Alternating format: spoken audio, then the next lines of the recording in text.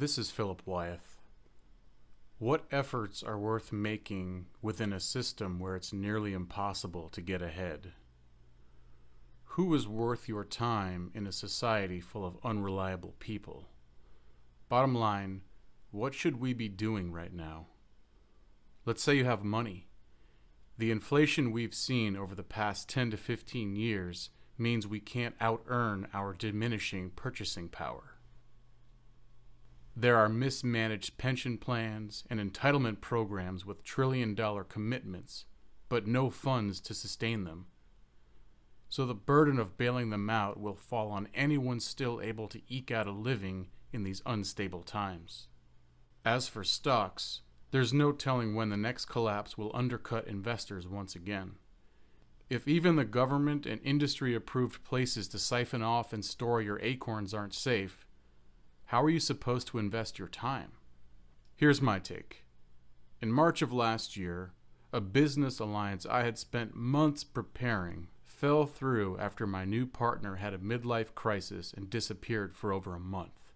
After he came back, I made every effort to accommodate his revised proposal for how the business should operate, only to get jerked around over things like minor phrases in the paperwork until I realized that he would never sign.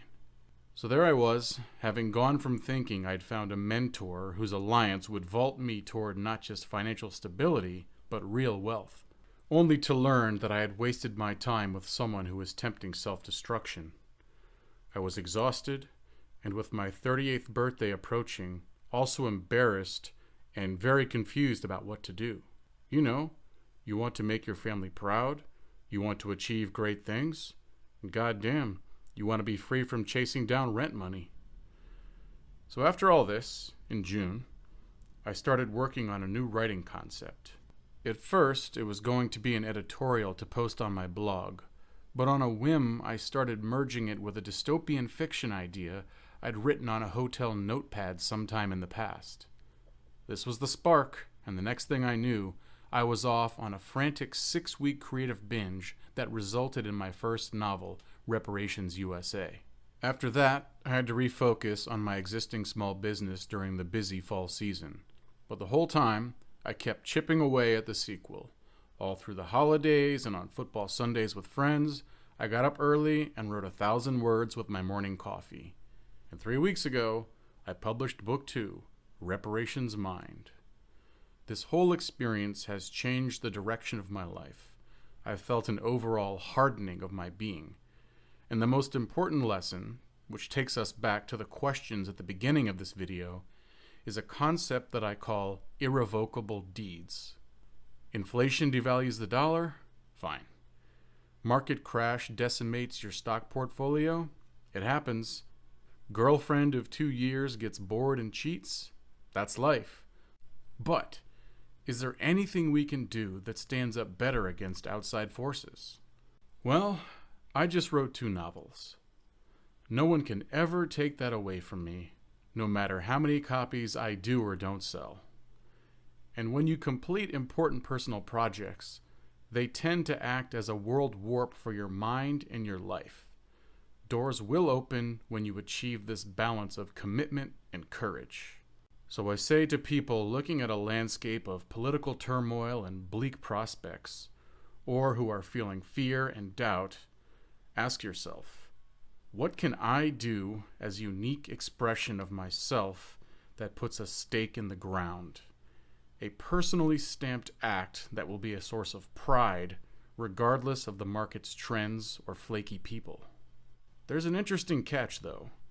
Many of my own creative projects, which at the time I believed to be the next great thing, were often met with such silence that you could hear a pin drop. A good friend and fellow creative type once told me that the most important thing is to keep growing your body of work. Having expectations is what leads to feeling hollow and disappointed when the accolades don't follow. Patience, life balance, and allowing yourself time to have fun are also critical so that you don't burn out. This downtime is when new ideas tend to incubate as well.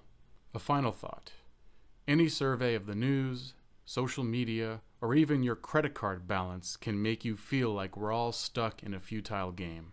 It's just really difficult to be heard or find meaningful work right now. But catching a bad break last year forced me onto a different path that, in hindsight, I'm glad to be on. I'm writing books and on fire creatively. And this never would have happened if my business deal went through as planned.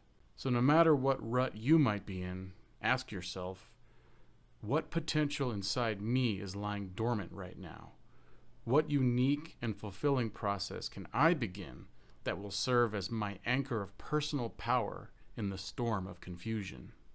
The irrevocable deed.